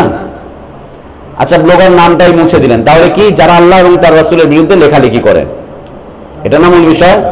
যারা আল্লাহ এবং তার রাসূলের বিরুদ্ধে লেখালেখি করে। এখন আল্লাহ এবং তার রাসূলের বিরুদ্ধে যারা লেখালেখি করছে এরা হচ্ছে দুইটা শ্রেণীর, একটা হচ্ছে মাদ্রাসা পড়ুয়া আর একটা হচ্ছে কলেজ ইউনিভার্সিটি পড়ুয়া। কলেজ ইউনিভার্সিটি পড়ুয়া কলেজ ইউনিভার্সিটি থেকে যে ধরনের জ্ঞান পাচ্ছে সেই ধরনের জ্ঞান দিয়ে ওরা লিখছে, আর মাদ্রাসা থেকে যে ধরনের জ্ঞান পাচ্ছে সেই ধরনের জ্ঞান দিয়ে ওরা আল্লাহ এবং তার রাসূলের বিরুদ্ধে লিখে যাচ্ছে। এখন মাদ্রাসা থেকে যারা পড়াশোনা করে লিখছে এরা রাসূলুল্লাহ সাল্লাল্লাহু আলাইহি ওয়াসাল্লামের তরিকার বিপরীতে নতুন তরিকা উদ্ভাবন করেছে, তাই না? বাংলাদেশে তরিকার সংখ্যা কত? তরিকত ফেডারেশনই তো আছে আলাদা, তরিকত ফেডারেশনই আলাদা আছে। সমস্যা কি? চলে যেতে হবে। সমস্যা কি? চলে যেতে হবে। ও আল্লাহর বান্দা, এদেশে হানাফিরা যে ধর্ম মানছে, এদেশে দেওবন্দীরা যে ধর্ম মানছে, এদেশে পীররা যে ধর্ম মানছে, এ ধর্ম কি আল্লাহ অবতীর্ণ করেছিলেন? এ ধর্ম আল্লাহ অবতীর্ণ করেছিলেন? এই ধর্ম আল্লাহ অবতীর্ণ করেননি, আল্লাহ দিন অবতীর্ণ করেছেন, যে দিনের নাম হচ্ছে ইসলাম। এই বিশুদ্ধ ইসলাম ওরা একটাও মানে না। ওরা রাসূলুল্লাহ সাল্লাল্লাহু আলাইহি ওয়াসাল্লামকে ভালোবাসার দাবি করে কিন্তু সত্যিকার অর্থে ভালোবাসে না। ওরা আল্লাহকে ভালোবাসার দাবি করে কিন্তু মক্কার মুশরিকদের মধ্য হতে যারা আল্লাহকে তিন আল্লাহ বলতো অথবা আল্লাহ সন্তান নির্ধারণ করত, এরা নূরুম মিন নূরিল্লাহ বিশ্বাসী। এরা আল্লাহকে বাদ দিয়ে রাসূলুল্লাহ সাল্লাল্লাহু আলাইহি ওয়াসাল্লামের কাছে চায়, এরা আল্লাহকে বাদ দিয়ে রাসূলুল্লাহ সাল্লাল্লাহু আলাইহি ওয়াসাল্লামকে বিভিন্ন ধরনের মর্যাদা দেয়, যে মর্যাদা আল্লাহ পাওয়ার কথা ছিল। এদের ব্লগিং যদি আপনাদের সামনে উপস্থাপন করা হয়, এই ব্লগাররা ফেল হয়ে যাবে এই ব্লগারদের কাছে। এই হুজুর ব্লগারদের কাছে এই নাস্তিক ব্লগাররা ফেল হয়ে যাবে। এই হুজুরগুলোকে তওবা করাতে হবে, এদের বিরুদ্ধে আগে আন্দোলন গড়ে তুলতে হবে, এদের বিরুদ্ধে আগে আন্দোলন গড়ে তুলতে হবে, এছাড়া কোনো উপায় নেই। সে আন্দোলন হচ্ছে ইলমি আন্দোলন, ওয়াহী ভিত্তিক আন্দোলন। এই যে আন্দোলন চলছে, করতে থাকেন না, আগামী 20 বছর দেখেন ওরা এদেশ থেকে উৎখাত হয়ে যাবে ইনশাআল্লাহ, উৎখাত হয়ে যাবে ইনশাআল্লাহ। পথ পদ্ধতি কোত্থেকে পেয়েছেন? আল্লাহ রাসূল সাল্লাল্লাহু আলাইহি ওয়াসাল্লাম ইলমি বিপ্লব শুরু করলেন মক্কা থেকে, এই বিপ্লব আস্তে আস্তে মদিনায় চলে আসলো, মদিনাতে ওই বিপ্লব চালু থাকলো। মদিনাতে আসার পরে একদিকে জিহাদ চলছে আর একদিকে ইলমি বিপ্লব চলছে, জিহাদ চলছে, ইলমি বিপ্লব চলছে। একটা পর্যায়ে যেতে যেতে এরা জাজিরাতুল আরব থেকে বের হয়ে গেলেন, এদেশেও ইলমি বিপ্লব শুরু হয়েছে ইনশাআল্লাহ। এই নাস্তিক মুরতাদগুলো এদেশ থেকে বের হয়ে যাবে ইনশাআল্লাহ, এদেশে থাকবে না ইনশাআল্লাহ অস্তিত্ব। শুধু পথ পদ্ধতিতে অটল অবিচল থাকেন। আপনি মনে করেন না আপনি মাত্র 10 জন আছেন, কি হবে? আল্লাহর ওয়াদা 10 জন মুমিনকে আল্লাহ 100 জনের উপরে বিজয় দান করবেন। 100 জন কাফের, 100 জন ব্লগারের উপরে আল্লাহ 10 জনকে বিজয় দান করবেন। আর 100 জন 1000 কাফের মুশরিকের উপরে, 1000 ব্লগার নাস্তিক মুরতাদের উপরে মাত্র 100 জনকে আল্লাহ তাআলা বিজয় দান করবেন। আপনি অপেক্ষায় থাকেন, আমরা অপেক্ষায় আছি, সবর করতে থাকেন, আমরা সবর করছি ইনশাআল্লাহ। আমরা দেখে না যেতে পারলো আমাদের সন্তানরা দেখবে ইনশাআল্লাহ। এই জমিন আল্লাহ তাওহীদ প্রতিষ্ঠিত হয়েছে, ওরা এই দেশ ছেড়ে দাঁড়িয়ে চলে যাবে। এই জমিন আল্লাহর, আমরা আল্লাহর খলিফা হিসেবে এই জমিনে আছি। আল্লাহ খলিফা হিসেবে মানুষদেরকে তৈরি করেছেন। আল্লাহর খলিফা হচ্ছে তারাই যারা আল্লাহ তাওহীদের উপরে থাকে। আমরা হচ্ছে এই জমিন আল্লাহর খলিফা। এই জমিন প্রশস্ত থাকবে ইনশাআল্লাহ আমাদের জন্য। সময়ের ব্যাপার, সময়ের ব্যাপার। পথ পদ্ধতিতে থাকেন, পথ পদ্ধতিতে থাকেন। কি ঠুন্ডা মুন্ডা দল করে আর সমর্থন করে, ঠুন্ডা মুন্ডা আন্দোলন করে আর সমর্থন করে। লা ইলাহা ইল্লাল্লাহ, তাজ্জব হয়ে যেতে হয়েছে। আহলে হাদিসরা সার্বিক মৌলিক সমর্থন দিয়েছে, নীতিগত সমর্থন দিয়েছে। লা ইলাহা ইল্লাল্লাহ। আহলে হাদিসদের হাদিস কোথায়? হাদিস কোথায় আহলে হাদিসদের? আকীদার বিষয়গুলো কেন স্পষ্ট হয় না? লা ইলাহা ইল্লাল্লাহ কেন স্পষ্ট হয় না? আহলে হাদিসরা যেমন এদেরকে মৌলিক সমর্থন দিয়ে দিয়েছে, নীতিগত সমর্থন দিয়ে দিয়েছে, এখন থেকে এদের পিছনে পিছনে চলা উচিত সামনের সকল কার্যক্রমে। কেন সমর্থন দিচ্ছেন? মক্কার মুশরিকরা 2-4টা ভালো কথা বলতো না? ইহুদি খ্রিস্টানরা 2-4টা ভালো কথা বলতো না? ভালো কথা বললেই কি ওদেরকে সমর্থন দিয়ে দিয়েছেন নাকি রাসূল সাল্লাল্লাহু আলাইহি ওয়াসাল্লাম? কোনো সমর্থন দেয়নি। ইহুদি খ্রিস্টান যদি ওয়াহী ভিত্তিক কোনো কথা বলে, আলহামদুলিল্লাহ ভালো কথা বলেছো, ভালো কথা বলেছো। আল্লাহ রাসূল সাল্লাল্লাহু আলাইহি ওয়াসাল্লামের কাছে মদিনাতে একজন ইহুদি এসে বলছেন, ইয়া মুহাম্মদ, কিয়ামতের দিন আল্লাহ তাআলা আকাশ সমূহকে এক আঙ্গুলে রাখবেন, জমিন সমূহকে এক আঙ্গুলে উঠাবেন, তারপরে জিবাল সমূহকে, পাহাড় সমূহকে এক আঙ্গুলে উঠাবেন, তারপরে হচ্ছে সকল আশজার গাছপালাকে এক আঙ্গুলে উঠাবেন। রাসূল সাল্লাল্লাহু আলাইহি ওয়াসাল্লামের কাছে এই কথাগুলো বলছেন একজন ইহুদি পণ্ডিত এসে। রাসূল সাল্লাল্লাহু আলাইহি ওয়াসাল্লাম হাসলেন, হাসছেন আল্লাহ রাসূল সাল্লাল্লাহু আলাইহি ওয়াসাল্লাম। তিনি যে হাসছেন তার এই মাড়ির দাঁতগুলো দেখা যাচ্ছে, সুন্দর ঝিলকাচ্ছে, ঝলক মারছে। হাসছেন কেন?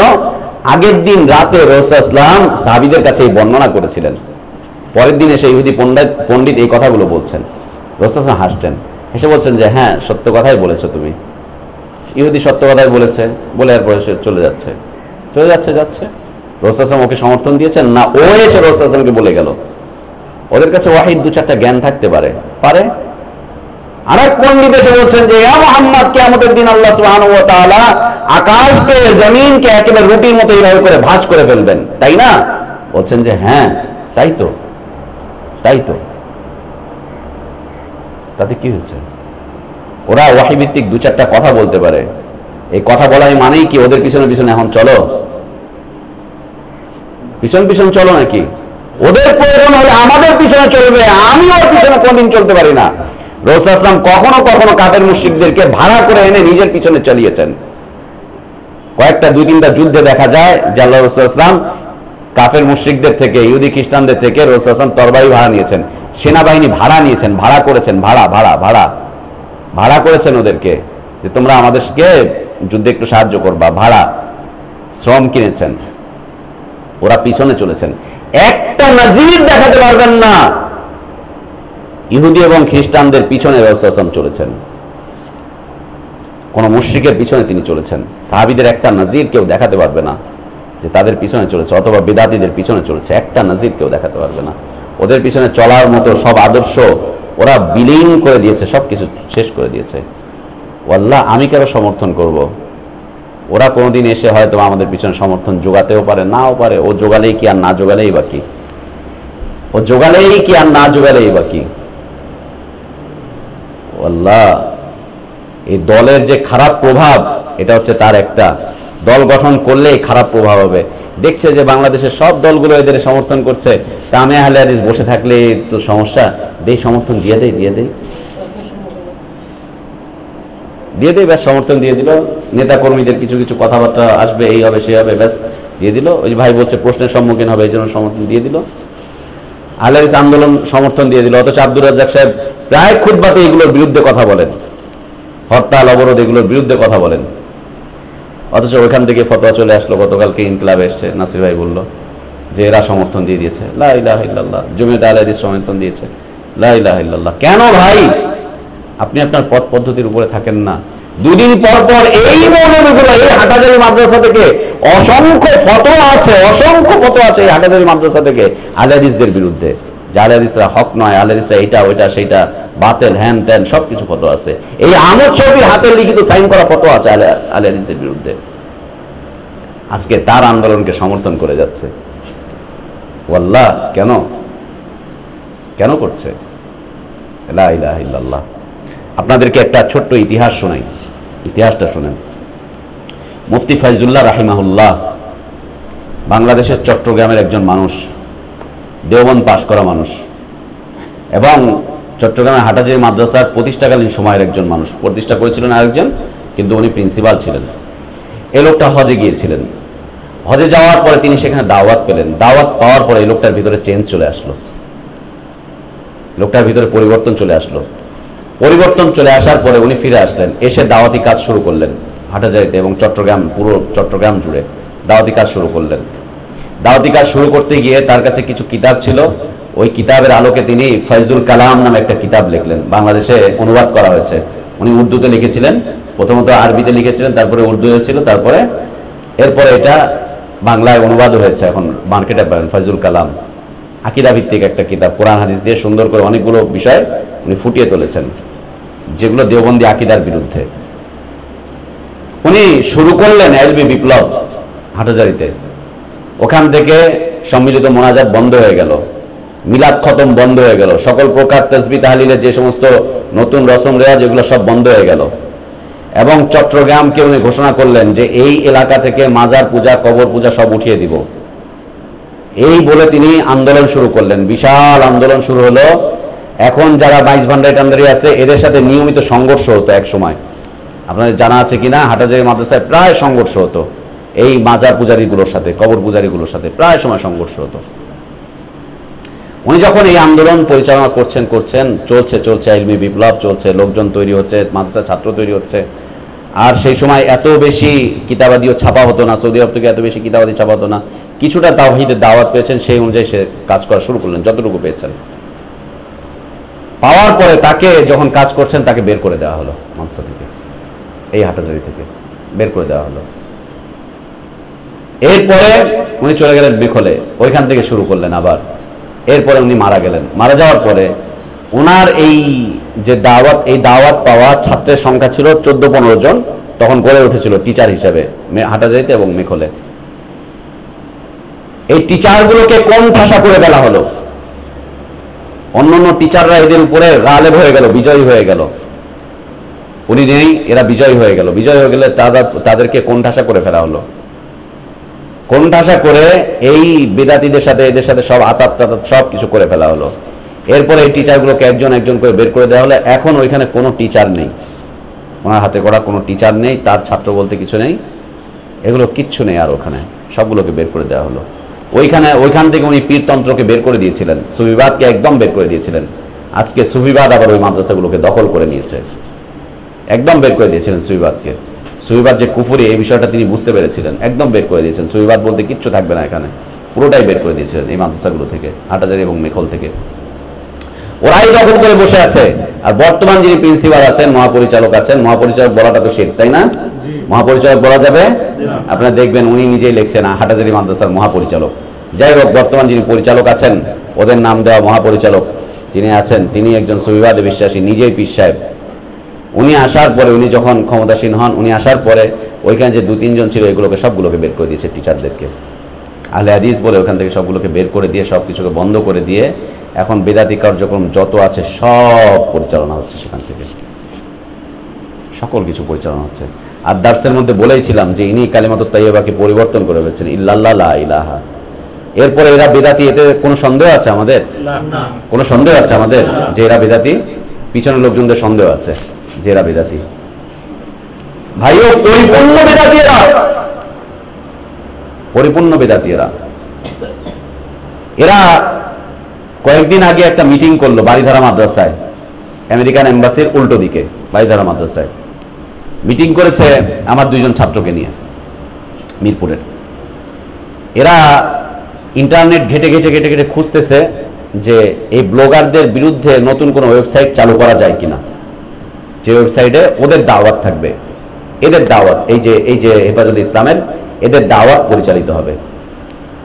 এই খুঁজতে খুঁজতে খুঁজতে খুঁজতে আমার একটা বোকামার্কা ছাত্র ওরা পেয়ে গিয়েছে।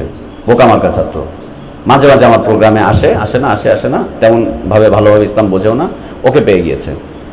ওকে পেয়ে যাওয়ার পরে, আমি ওর নাম বললাম না, চিনে যাবেন আপনারা। ওকে পেয়ে যাওয়ার পরে ওরা ওকে বাগে নিয়েছে, ওর সাথে যোগাযোগ করেছে, ফেসবুকে যোগাযোগ করেছে, তারপরে ফোন নাম্বার দিয়েছে, এরপরে সরাসরি যোগাযোগ করেছে মিরপুর একজন হুজুরের সাথে।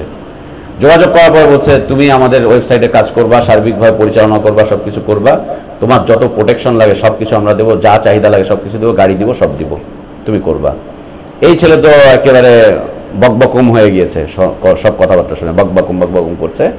এর মধ্যে ওদের সাথে 2-3টা মিটিংও করেছে, ওদের জন্য ওয়েব পেজ সব রেডি করেছে। রেডি করার পরে এরপর আমার এক ছাত্র আছে মিরপুরে, মাহাদি, বিউবিটির ছাত্র, কম্পিউটার সায়েন্সের, ওকে ডেকেছে রাতের বেলায়, গত বৃহস্পতিবার রাতে ওকে ডেকেছে। ডাকার পরে ওকে বলছে, আমাদেরও তো কিছু করা উচিত, যেমন আপনারা বলছেন আমাদের কিছু করা উচিত, বলছে আমাদেরও তো কিছু করা উচিত, এটা ওইটা সেটা, তো আমরা কি করতে পারি? আমাদেরকে তাহলে লং মার্চে অংশগ্রহণ করতে হবে, আগামীকালকের মিছিলে অংশগ্রহণ করতে হবে। ও তখন আমাকে অনেকবার ফোন দিয়েছে, আমি ঘুমিয়ে পড়েছি রাতে, আমি আর কোনো কথা বলতে পারিনি। এরপরে গত জুমার পর করেছে কি, ওকে বলছে যে আমাদের আজকে একটা মিটিং আছে, হেফাজতে ইসলামের এই রুদ্রদার একটা বৈঠক আছে, 6 সদস্য বিশিষ্ট একটা কমিটি, একটা রুদ্রদার বৈঠক, গোপন বৈঠক, ওইখানে যেতে হবে জুমার পরে। মিরপুর আল হাদিস মসজিদ থেকে ওরা বেরিয়েছে, বলছে ওইখানে যেতে হবে, মাহাদি চলো। এখন ও আমাকে বারবার ফোন দিয়েছে, আমি এখানে প্রোগ্রামে, আমি ফোন রিসিভ করতে পারিনি। এরপরে ওকে জোর করে ধরে নিয়ে গেছে, ওদের গাড়িতে করে নিয়ে গেছে, এসি করা গাড়ি করে নিয়ে গেছে। নিয়ে যাওয়ার পরে ওদের 6 সদস্য বিশিষ্ট একটা কমিটি, যেখানে প্রধান হচ্ছে বারিদা মাদ্রাসার প্রিন্সিপাল নূর হোসেন কাসেমি, আমার টিচার, এক সময়কার জাহেলি যুগের টিচার, ওনার সামনে মিটিংয়ে বসছে। মিটিংয়ে বসার পরে মোবাইলগুলো আল্লাহর রাস্তায় সাইলেন্ট করে দেন। মিটিংয়ে বসেছে। মিটিংয়ে বসার পরে ওই ছেলে, ও যে এত অগ্রসর হয়েছে এটা জানেই না। ওই ছেলে মোবাইল ল্যাপটপ অন করে বলছে, এই যে আমরা আপনাদের জন্য এত কাজ করে ফেলেছি, এখন কি করতে হবে বলেন। ওই যে আগের ছেলেটা, মাহাদি শুনে তো চুপচাপ হয়ে গিয়েছে। এখন মাহাদি বলছে, আপনারা যে কর্মসূচিগুলো পালন করছেন, আপনাদের মুখ্য উদ্দেশ্য কি, আর আপনারা কিভাবে কি মানেন? তখন নূর হোসেন কাসেমি সাহেব বক্তব্য করেছেন, বলছে যে দেখো, আমরা যত কিছু করছি এই সব কিছুর পিছনে আমরা 2টা জিনিসকে ধরে রেখেছি, একটা হচ্ছে কিতাবুল্লাহ আর একটা হচ্ছে রিজালুল্লাহ। একটা হচ্ছে কিতাবুল্লাহ আর একটা হচ্ছে রিজালুল্লাহ। কথাগুলো কান দিয়ে শুনে নেন, রেকর্ডিং করা আছে আমার কাছে। হেফাজতে ইসলামের কমিটির সাথে রুদ্ধদ্বার বৈঠক আমার 2 ছাত্রের সাথে, তার মধ্যে একটা ছাত্র হচ্ছে অগ্রগামী আর একটা ছাত্র হচ্ছে একেবারে নিম্নগামী। বলছে আমাদের পথ এবং পদ্ধতি সবকিছু 2টা জিনিসকে অনুসরণ করে করা হয়, একটা হচ্ছে কিতাবুল্লাহ আর একটা হচ্ছে রিজালুল্লাহ। আল্লাহ সুবহানাহু ওয়া তাআলা কোন নবী রাসূলকে রিজালুল্লাহ হিসেবে আখ্যায়িত করেননি। ওরা বলছে কিতাবুল্লাহ, কিতাবুল্লাহ হচ্ছে কি কোরআন, আর রিজালুল্লাহ দিয়ে ওরা বুঝায় ওদের আকাবিরিন আসলাফ, আকাবিরিন যারা আছেন প্রত্যেক যুগে ওদের যে মুরব্বীরা থাকবে তারাই হচ্ছে কি রিজালুল্লাহ, মানে আল্লাহর পক্ষ থেকে প্রেরিত ব্যক্তিত্ব। ইন্না লিল্লাহি ওয়া ইন্না ইলাইহি রাজিউন। রিজালুল্লাহ আল্লাহর পক্ষ থেকে প্রেরিত পুরুষ প্রত্যেক যুগে যারা থাকবে। এখন আহমদ শফি আছে, কিছুদিন আগে মুফতি ফজলুল কামিনী ছিল, তার আগে শাইখুল হাদিস ছিল, তার আগে হচ্ছে এই হাফিজ হুজুর ছিল, তার আগে হচ্ছে অন্য কেউ ছিল, তার আগে পাকিস্তানে, তার আগে দেওবন্দের।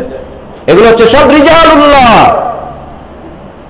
বলছে আমাদের সব কিছুর সিদ্ধান্ত হয় 2টা দিক থেকে, একটা হচ্ছে কিতাবুল্লাহ আর একটা হচ্ছে রিজালুল্লাহ। এই আকীদায় আপনি বিশ্বাসী? কে বিশ্বাসী? শাকিল ভাই বিশ্বাসী এই আকীদায় কিতাবুল্লাহ এবং রিজালুল্লাহ। আমাদের বিশ্বাস কি? কিতাবুল্লাহ এবং সুন্নতি রাসূলুল্লাহ সাল্লাল্লাহু আলাইহি ওয়াসাল্লাম। দেখেন রিজালুল্লাহ দিয়ে সুন্নতি রাসূলুল্লাহকে উঠিয়ে দিয়েছে, ওরাই নবীকে ভালোবেসে আজকে এই প্রোগ্রামগুলো করছে।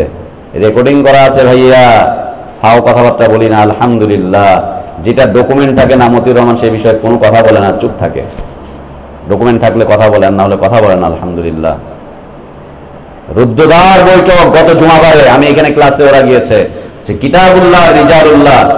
মাহাদি তখন ওখান থেকে উঠে আসে, এরপর ওখান থেকে ওদেরকে জানিয়ে দেয় না আমাদের কিছু সমস্যা আছে, আমরা যাবো না, এই না সেই না। শনিবার দিন আমার প্রোগ্রামে ওকে ফোন করা হয়, তখন বলছে আপনাদের সাথে আমাদের আকীদাগত দ্বন্দ্ব আছে, অতএব আমরা আপনাদের সাথে কাজ করতে পারছি না। আকীদাগত বাচ্চা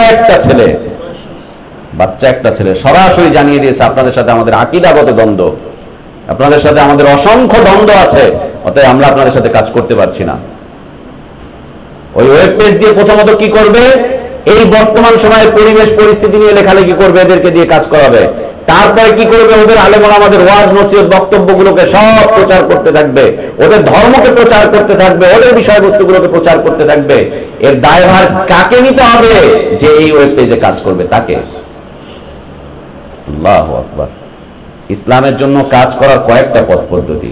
একটা হচ্ছে ইসলামের পথ পদ্ধতির উপরে আপনি অটল অবিচল থেকে একা আছেন একাই চলতে থাকেন, দুইজন আছেন দুইজন চলতে থাকেন, কয়েকজন আছেন কয়েকজন চলতে থাকেন, বিশাল বিশাল জামাত তৈরি হয়ে গেছে, বিশাল জামাত নিয়ে ইসলামের পথ পদ্ধতির উপরে নিজস্ব অবস্থান নিয়ে চলতে থাকেন, যেটা ছিল মুহাম্মদুর রাসূলুল্লাহ সাল্লাল্লাহু আলাইহি ওয়াসাল্লামের।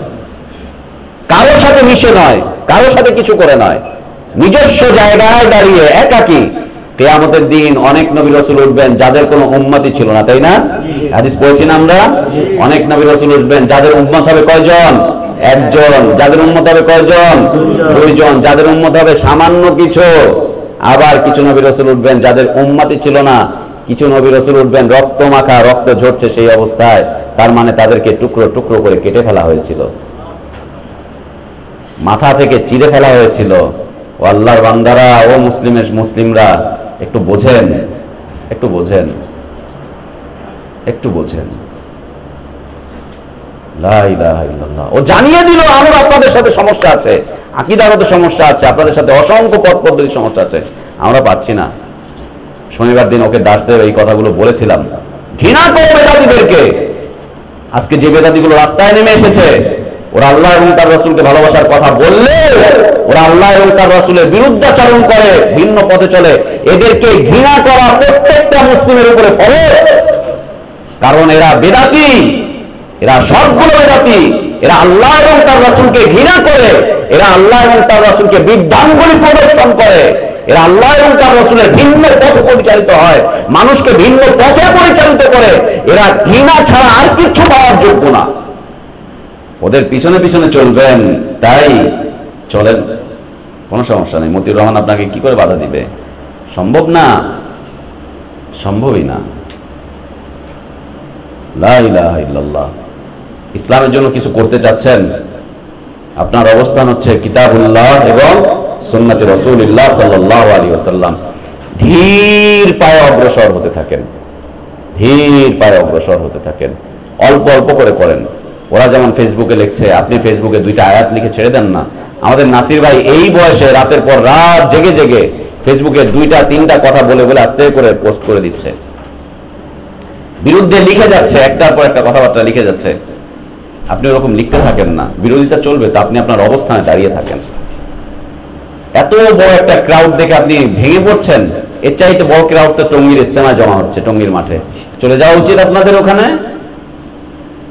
উচিত না? ওখানে আহলে হাদিসদের পূর্ণ সমর্থন ব্যক্ত করা উচিত। ওখানে ওখানে তো আরো বেশি মানুষ যায়, এবং ওখানে আওয়ামী লীগ বিএনপি সবাই যায়, নির্বিশেষে সবাই যায়, ওখানেই তো যাওয়া উচিত আহলে হাদিসদের। লা ইলাহা ইল্লাল্লাহ। জি না ভাইয়া, কথা বলবেন না, আমজাদ ভাই কথা বলেন না, ডিস্টার্ব হয়। তো নিজস্ব অবস্থান, আর একটা হচ্ছে কারো সাথে আংশিক ভাবে মিশে গিয়ে অবস্থান, একটা হচ্ছে কারোর সাথে পুরোপুরি ভাবে মিশে গিয়ে অবস্থান। দ্বিতীয় এবং তৃতীয়টাকে ইসলাম সমর্থন করেনি, কখনো সমর্থন করেনি। প্রথমটার উপরে থাকেন, প্রথমটার উপরে থাকেন। যদি করতে হয়, দল করতে হয়, তাহলে জামাত ইসলামী করেন। কে করতে রাজি আছেন? তাবলীগ জামাত করেন। কে করতে রাজি আছেন? করা উচিত, তাই না? লা ইলাহা ইল্লাল্লাহ। এগুলো ইসলামের পথ পদ্ধতি নয়। এখন আমরা কি করব? জি, আমাদের যা করার আমরা তাই করছি। আমরা আপনাদেরকে বলছি, আপনাদের হাতে কিতাবুল্লাহ উঠিয়ে দিয়েছি, আপনারা সুন্নাতের কিতাবগুলোকে আপনারা খুঁজে খুঁজে কিনে আনছেন, বিশুদ্ধ হাদিসের কিতাবগুলো। আলহামদুলিল্লাহ, আমাদের ভাইদের প্রত্যেকের ঘরে 2টা 4টা 5টা করে কিতাব জমা আছে, তাই না? কোরআন হাদিস অধ্যয়ন করেন, মানুষের কাছে দাওয়াতটুকু পৌঁছে দেন, দাওয়াতটুকু পৌঁছে দেন। আল্লাহর বান্দা, প্রত্যেক যুগের মানুষের জন্য আল্লাহ সুবহানাহু ওয়া তাআলা 4টা বিষয় ফরজ করে দিয়েছিলেন। প্রত্যেক যুগের মুসলিমের জন্য আল্লাহ সুবহানাহু ওয়া তাআলা 4টা বিষয় ফরজ করে দিয়েছিলেন। একটা হচ্ছে ইলম, দাওয়াত, তারপরে না ইলম, আমল, দাওয়াত, সবর। 4টা বিষয়। ইলম, আমল, দাওয়াত, সবর। 4টা বিষয়। 4টা বিষয়। ইলমের ভিত্তিতে ঈমান আনেন, ইলমের ভিত্তিতে ঈমান আনেন, সেই ঈমানের পথে মানুষকে দাওয়াত দিতে থাকেন। এই দাওয়াত দিতে গিয়ে গালি গালাজ, কত কিছু, জুলুম, অত্যাচার, নির্যাতন, সবর করতে থাকেন, সবর করতে থাকেন।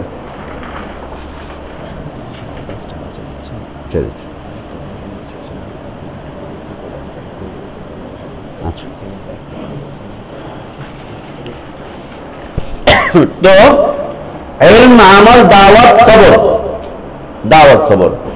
আর নবী রাসূলদের পথ পদ্ধতি কেমন ছিল জানেন? এই 4টা জিনিসই, এই 4টা জিনিসই নবী রাসূলদের দাওয়াতি পথ পদ্ধতি এবং তাদের জীবন পদ্ধতি।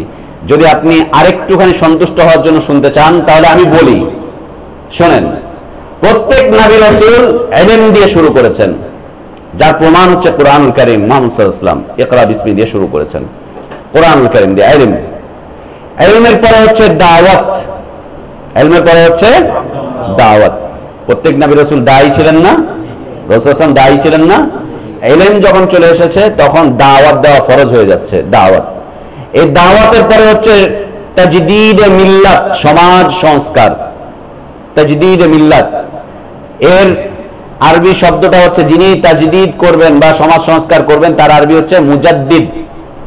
মুজাদ্দিদ। রাসূল সাল্লাল্লাহু আলাইহি ওয়াসাল্লামের হাদিস রয়েছে, প্রত্যেক 100 বছরে একজন করে মুজাদ্দিদ আসবে পৃথিবীতে। তারা এসে সমাজকে সংস্কার করবে, ইসলামের উপরে যে ধুলাবালিগুলো মানুষ ফেলেছে, তারপর তাওহীদের উপরে যে শিরক সাথে মিশন মিলিয়ে ফেলেছে, সুন্নাতের সাথে যে বিদআতগুলোকে মিশিয়ে ফেলেছে, এগুলোকে তারা সংস্কার করবে। সংস্কার করে সমাজের মানুষকে একটা নতুন রূপ দেখিয়ে যাবে, যে নতুন রূপটা হচ্ছে 1400 বছর আগের পুরাতন রূপ, সেটা তারা দেখিয়ে যাবে। তারা কি হবে? মুজাদ্দিদ। মুজাদ্দিদ। তারা কি হবে? মুজাদ্দিদ। প্রত্যেক 100 বছরে কয়জন হবে? একজন। বাংলাদেশে এখন কয়জন?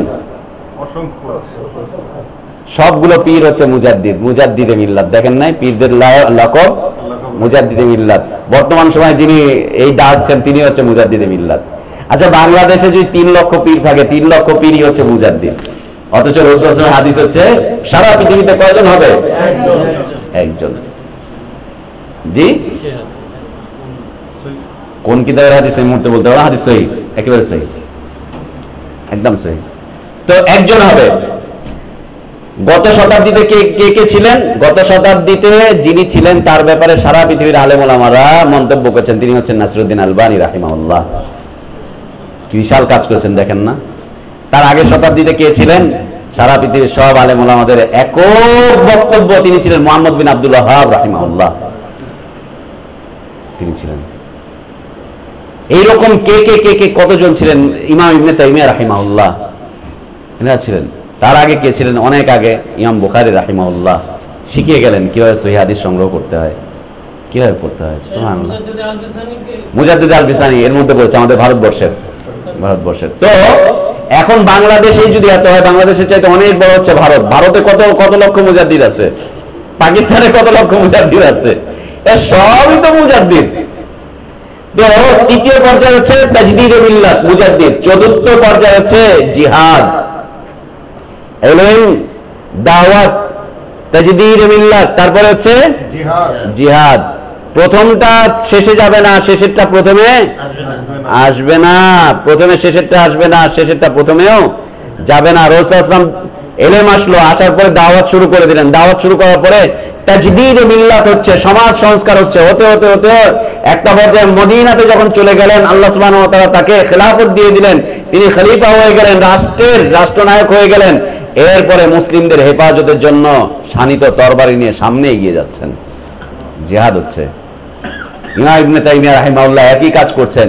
ইলম আসছে, ছাত্রদেরকে পড়াচ্ছেন, শিখাচ্ছেন, সবকিছু চলছে, দাওয়াত চলছে। এরপরে দাওয়াত চলতে চলতে তাজদীদে মিল্লাত হচ্ছে। অসংখ্য মানুষ যখন শিরক বিদআতের বিরুদ্ধে চলে আসছে, এরপরে তিনি মুজাহিদ হলেন। উনি যে জিহাদ করেছেন, সর্বপ্রথম মুসলিমদের মধ্যে এত বড় জিহাদ কেউ করেনি। তাতারদের বিরুদ্ধে সর্বপ্রথম তিনি তরবারি উঠিয়েছিলেন, ইমাম ইবনে তাইমিয়া রাহিমাহুল্লাহ। মুহাম্মদ বিন আব্দুল ওয়াহাব রাহিমাহুল্লাহর উপরে অপবাদ দেওয়া হচ্ছে যে ইনি শুধু দাওয়াত করেছেন, উনি জিহাদ করেননি। মিথ্যে কথা। আরব ভূখণ্ডে এই গত শতাব্দীর আগের শতাব্দীতে যিনি সর্বপ্রথম শিরিক, মুশরিক এবং বিদআতীদের বিরুদ্ধে তরবারে উঠেছিলেন তিনি হচ্ছেন মুহাম্মদ বিন আব্দুল ওয়াহাব রাহিমাহুল্লাহ। ইরাকের ছোট্ট একটা এলাকার দিরাইয়া থেকে তিনি দাওয়াত শুরু করেন, ওইখানে সমাজ সংস্কার শুরু করেন, ওইখান থেকে লোকজন তৈরি হয়, এরপর সেনাবাহিনী তৈরি করে নিয়ে পুরো জাজিরাতুল আরবে উনি একটা চক্কর লাগালেন, যার অবস্থান হচ্ছে বর্তমান সৌদি আরব। এই দাম্মাম বলেন, অন্যান্য সিটি যেগুলো বলেন, সবগুলো সিটিতে তার দাওয়াতের মাধ্যমে তাজদীদ মিল্লাত হয়েছে এবং বেদাতীদের আখড়াগুলোকে গুড়িয়ে দিয়েছেন। আল্লাহর নবীর কবরে সেই সময় তবলা বাজানো হতো, নবী সাল্লাল্লাহু আলাইহি ওয়াসাল্লামের কবরে সেই সময় সিজদা করা হতো, যায়েদ ইবনুল খাত্তাব রাদিয়াল্লাহু আনহু কবরে সেই সময় সিজদা করা হতো, সেখান থেকে মাটি উঠিয়ে আনতো, তাবাররুক হাসিল করত, সাজাতুল ফারুকে গিয়ে মহিলারা সেখানে গিয়ে বিভিন্ন ধরনের ইবাদত বন্দেগী করত। আরব ভূখণ্ড পুরোটা শিরক আর বিদআত দিয়ে যখন ছড়িয়ে গিয়েছিল, মুহাম্মদ বিন আব্দুল ওয়াহাব রাহিমাহুল্লাহ ইলমের বাস্তবায়ন শুরু করলেন, মানুষের কাছে দাওয়াত পৌঁছে দিলেন, তাজদীদ মিল্লাত হলো, জিহাদ করছেন। ও আল্লাহর বান্দা, তিনটাকে বাদ দিয়ে আপনি চতুর্থ নাম্বারে যেতে যাচ্ছেন, ভুল করছেন, ভুল পথে হাঁটছেন, ভুল পথে হাঁটছেন, ভুল পথে হাঁটছেন। 4 নাম্বারে যেন না, 4 নাম্বার অটোমেটিকলি চলে আসবে। আপনি অপেক্ষা করতে থাকেন। জিহাদের তামান্না যার ভিতরে থাকে না, সে জাহিলিয়াতের মৃত্যুবরণ করে। আল্লাহর পথে শাহাদাতের তামান্না করি আমরা। আল্লাহ তুমি তোমার পথে শাহাদাত হিসেবে কবুল করে নাও আমাদেরকে। আল্লাহ তুমি কবুল করে নাও আমাদেরকে। আল্লাহ তুমি আমাদের জীবনটাকে কবুল করে নাও। আল্লাহ এদের যত ফোঁটা রক্ত আছে আল্লাহ তোমার রাস্তায় বিলীন করতে পারে। আল্লাহ সেই তৌফিক, সেই ঈমান তুমি আমাদেরকে দান করো। আল্লাহুম্মা আমিন। পরিশেষে কথা, নাস্তিকদের নাস্তিকতাকে আল্লাহ সুবহানাহু ওয়া তাআলা ঘৃণা করেছেন, আমাদেরকেও ঘৃণা করতে হবে। নাস্তিকদের নাস্তিকতাকে রাসূল সাল্লাল্লাহু আলাইহি ওয়াসাল্লাম ঘৃণা করেছেন, আমাদেরকেও ঘৃণা করতে হবে। সাহাবায়ে কেরাম ঘৃণা করেছেন, আমাদেরকেও ঘৃণা করতে হবে। কোরআনে তাদের বিরুদ্ধে কথা এসেছে, আমাদেরকেও সেগুলো কথা বলতেই হবে, কিচ্ছু বলার নেই, বলতেই হবে। কোনো কিছুই যাতে আমাকে আপনাকে তাদের বিরুদ্ধে কথা বলা থেকে বিরত রাখতে না পারে। কিন্তু বলবো কোন প্ল্যাটফর্মে দাঁড়িয়ে? কোরআন এবং সহিহ সুন্নাহর প্ল্যাটফর্মে দাঁড়িয়ে বলতে হবে, ভিন্ন কোনো প্ল্যাটফর্মে নয়, ভিন্ন কোনো প্ল্যাটফর্মে নয়। কোরআন এবং সহিহ সুন্নাহর প্ল্যাটফর্মে দাঁড়িয়ে কথা বলেন। যারা আজকে কোরআন এবং সহিহ সুন্নাহর বিরুদ্ধে কথা বলছে, এটা নতুন কথা নয়, অতীত থেকেই চলে আসছে, অতীত থেকেই চলে আসছে। অতীতেও আলেম ওলামারা বিরোধিতা করেছিলেন, আজকেও আমরা বিরোধিতা করছি। অতীতেও আমরা কুনুতে নাজিলা পড়েছি, আমরা সামনেও এদের বিরুদ্ধে আল্লাহর কাছে সামনেও এদের বিরুদ্ধে কথা বলবো এবং এদের হেদায়েতের জন্য আল্লাহর কাছে আমরা দোয়াও করব। এরা যারা এই কাজগুলো করছে, নিঃসন্দেহে নিশ্চয়ই খুব খারাপ কাজ করেছে, খুবই খারাপ কাজ করেছে, খুবই খারাপ কাজ করেছে। এর চাইতে জঘন্য কাজ পৃথিবীতে আর কিছুই হতে পারে না, যে কাজগুলো তারা করেছে, খুবই খারাপ কাজ করেছে। কিন্তু আমরা যে ভিন্ন কোনো কর্মসূচি নিতে পারছি না, কোরআন সুন্নাহর বাইরে যে আমরা যেতে পারছি না, আমাদের যে কোনো রাস্তা খোলা নেই, আমরা কি করতে পারি? আমরা কি বা করতে পারি? কি বা করতে পারি? আমরা মনে রাখতে হবে যে এদের জন্য 1 নম্বর বিষয় হচ্ছে দাওয়াত পৌঁছাতে হবে, 2 নম্বর বিষয় হচ্ছে হেদায়েতের দোয়া করতে হবে, 3 নম্বর বিষয় হচ্ছে এদের জন্য বদদোয়া করতে হবে। এরপরে আর আমাদের জন্য কিছু করণীয় এখন নেই। যদি কিছু করার থাকে সেটা রাষ্ট্রের আছে।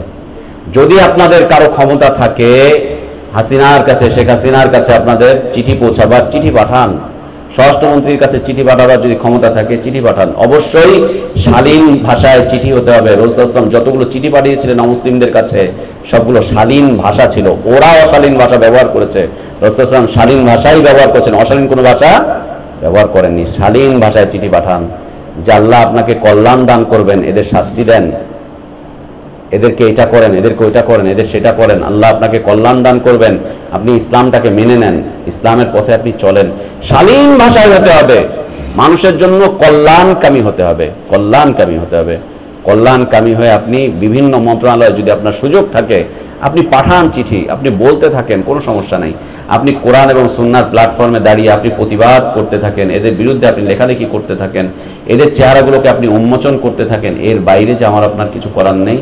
আপনি হাদিস উপস্থাপন করতে পারেন। কাব বিন আশরাফের ঘটনা আপনাকে মনে রাখতে হবে। কাব বিন আশরাফের ঘটনা অনেক পরে হয়েছিল, যে সময় রাসূল সাল্লাল্লাহু আলাইহি ওয়াসাল্লাম ক্ষমতাশালী ছিলেন, যে সময় রাসূল সাল্লাল্লাহু আলাইহি ওয়াসাল্লামের দিকে পৃথিবীর অন্যান্য যে রাজা বাদশারা আছে তারা চোখ তুলে তাকাতে পারতো না।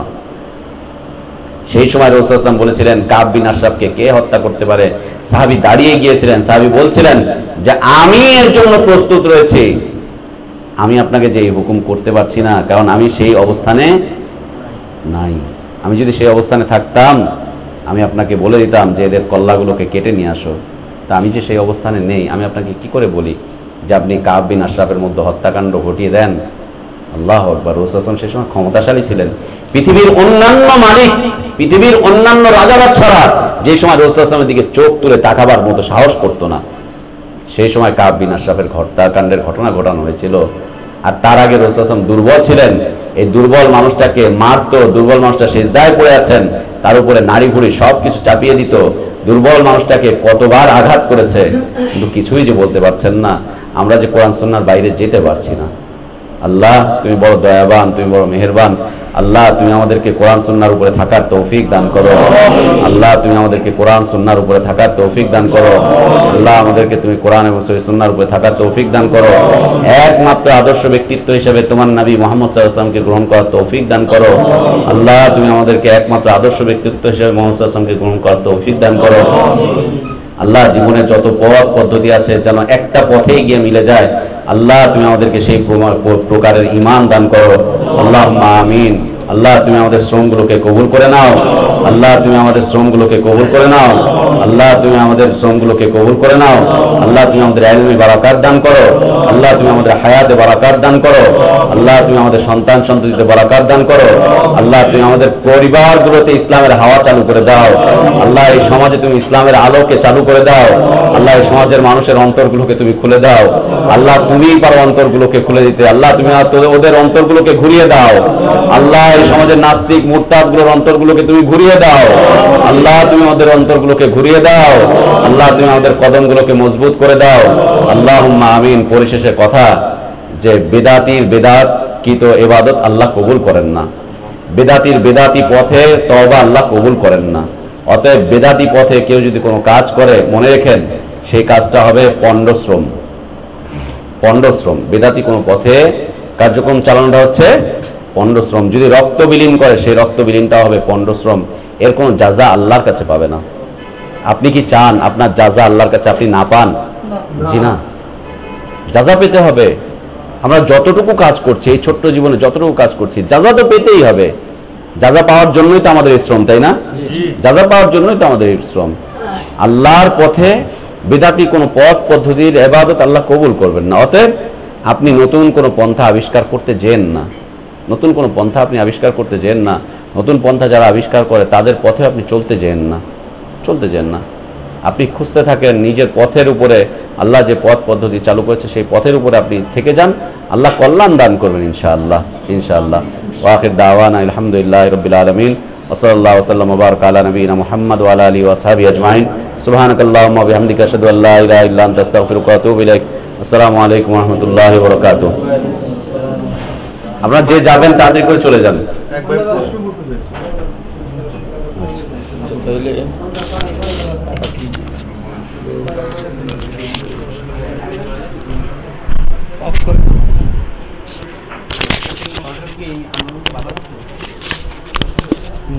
বন্ধ করার জন্য